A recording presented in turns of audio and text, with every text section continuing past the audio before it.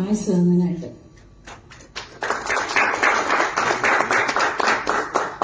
ഞാനൊരു ക്യാൻസർ സർവൈവറാണ് for the second time. 2013 uterus cancer വന്നു. യൂട്രസ് റിമൂവ് ചെയ്തു. പക്ഷേ KMCH കോയമ്പത്തൂരിൽ പറഞ്ഞു കീമോയുടെ ആവശ്യമില്ല, റേഡിയേഷൻസ് മതി. അങ്ങനെ 28 റേഡിയേഷൻസ് എടുത്തായിരുന്നു. അതാണ് എൻ്റെ മുഖത്തും എൻ്റെ ശരീരത്തിൽ എൻ്റെ കളറെല്ലാം പോയി. ഇറ്റ്സ് ഓക്കെ, എനിക്ക് ജീവനുണ്ട്, ദൈവത്തിന് നന്ദി. പിന്നെ അത് കഴിഞ്ഞ് ഞാൻ മസ്കറ്റിലായിരുന്നു.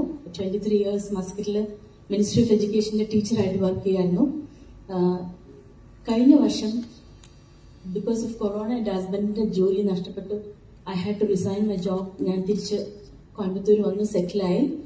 ജസ്റ്റ് ഒരു ഫോളോ അപ്പിന് പോയതാണ്. ഫോളോ അപ്പിന് പോയപ്പോൾ ഡോക്ടർ പറഞ്ഞു ഓൺലി ബ്ലഡ് ടെസ്റ്റ് മതി എന്ന് പറഞ്ഞു. പക്ഷെ എൻ്റെ ഹസ്ബൻഡ് വെരി പെർട്ടിക്കുലർ ആയിരുന്നു, ഒരു പെറ്റ് സ്കാൻ എടുക്കണമെന്ന്. അപ്പം ഡോക്ടർ പറഞ്ഞു she looks smart and perfect, there is no need, ഒരു പെറ്റ് സ്കാനിന്റെ ആവശ്യമില്ല എന്ന് പറഞ്ഞു. പക്ഷെ അച്ഛൻ്റെ നിർബന്ധം കൊണ്ട് പെറ്റ് സ്കാൻ എടുത്തു.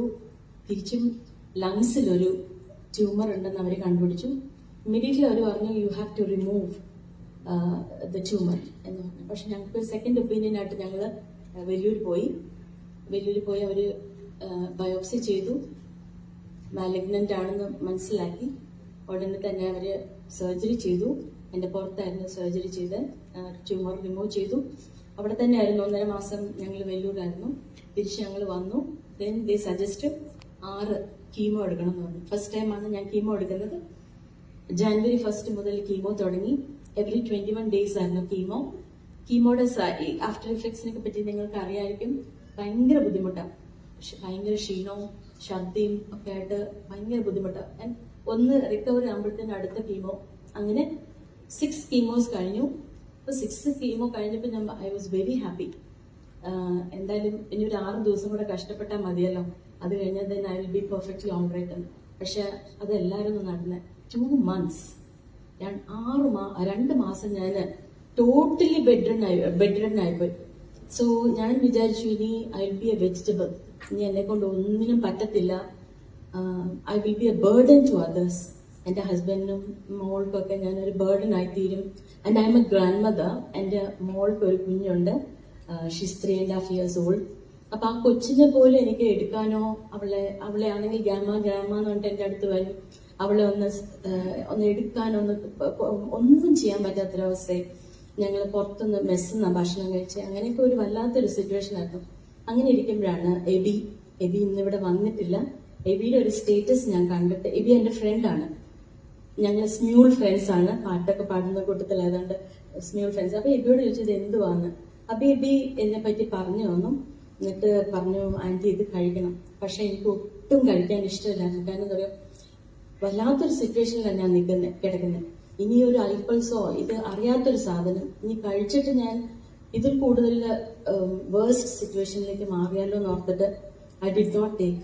പിന്നെ എബി കണ്ടിന്യൂസ്ലി ആയിട്ട് പറഞ്ഞു ആന്റി ഇത് കഴിക്കാം, aunty you will be fine. എനിക്ക് കുറച്ച് കഴിഞ്ഞപ്പോൾ ഞാൻ ഓർത്ത് അവനെ അങ്ങ് ബ്ലോക്ക് ചെയ്തേക്കാണ് വാട്സാപ്പിൽ. കാരണം കണ്ടിന്യൂസ് ആയിട്ട് ആന്റി കഴിക്കുകയെന്ന് പറഞ്ഞിട്ട് പിന്നെ എബി പറഞ്ഞെന്ന് പറയും aunty I will give you for free, aunty ഒന്ന് കഴിക്കേ. അപ്പൊ എൻ്റെ ഹസ്ബൻഡ് പറഞ്ഞു ഇത്രയും നിർബന്ധിക്കുന്നല്ലോ, ലെറ്റ്സ് ജസ്റ്റ് സ്റ്റാർട്ട് എന്ന് പറഞ്ഞിട്ടാണ് July 2 അങ്ങാണ്ട് ഞാൻ ഐപ്പൾസ് മേടിച്ച് 4th day നിങ്ങൾ വിശ്വസിക്കില്ല, I started taking.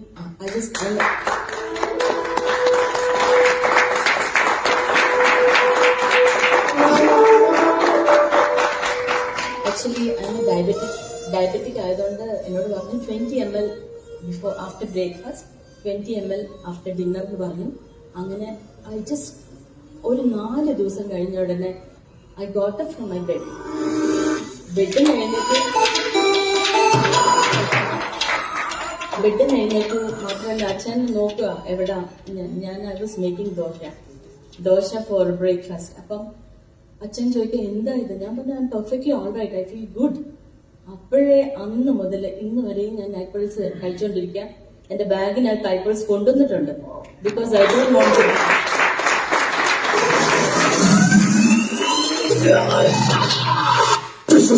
To I don't want to stop ഐപ്പിൾസ്. എന്താ കാരണം എന്ന് വെച്ചാൽ ഞാൻ ഓഗസ്റ്റ് 2nd വീക്കിൽ ഞങ്ങൾ ഫോളോ അപ്പിനായിട്ട് വെല്ലൂർ പോയായിരുന്നു. തേർഡ് 3 months കഴിഞ്ഞിട്ട് എന്നോട് വരാൻ പറഞ്ഞിരുന്നു. അപ്പൊ അവിടെ ചെന്ന് അവര് പെറ്റ് സ്കാൻ എടുത്തപ്പം ദൈവത്തിന് നന്ദി, they said there is no evidence of cancer cells in the body.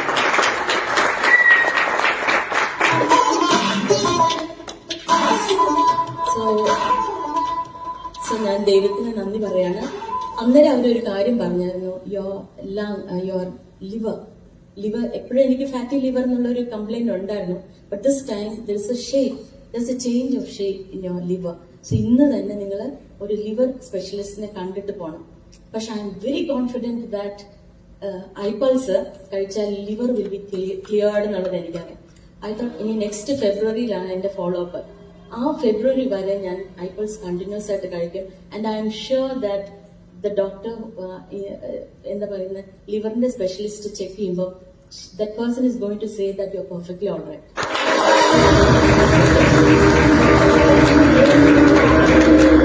So mister Khan എപ്പോഴും പറയുന്ന പോലെ I trust this product. Thank you so much.